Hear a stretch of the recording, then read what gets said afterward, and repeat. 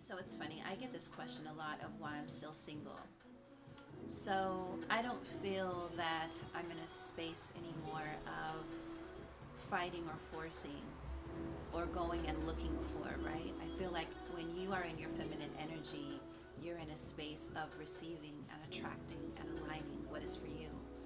And you do that with grace, and you do that with the acknowledgement that the universe is never off its time, it's always on divine timing. And so for me, I really stay in my nature of grounding myself and going through my own personal process, realizing that when the divine time comes, my other partner is going to show up. And yes, we do experience connections or interconnect with people according to our dharma or karma, right?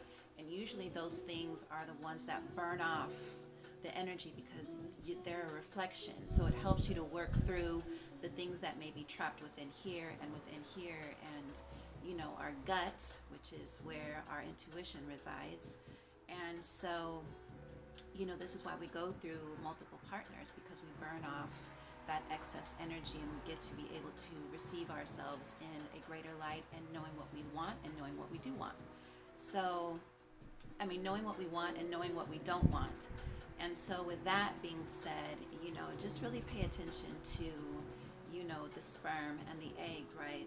The egg is in its fertile acceptance, and it just remains, while the sperms are the ones that go and start digging themselves, trying to find, that space to reside in. And from there, that one specific sperm that is meant for that fertile egg is going to be the one that gets to create life.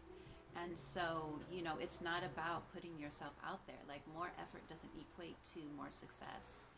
Sometimes being in your divine feminine and being still and, honoring the totality of yourself and being present with yourself and knowing that you are this beautiful, infinite being.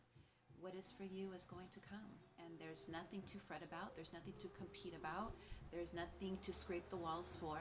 What is for you will be yours, and you will recognize it, and there will be nothing or no one that is ever going to take that away from you.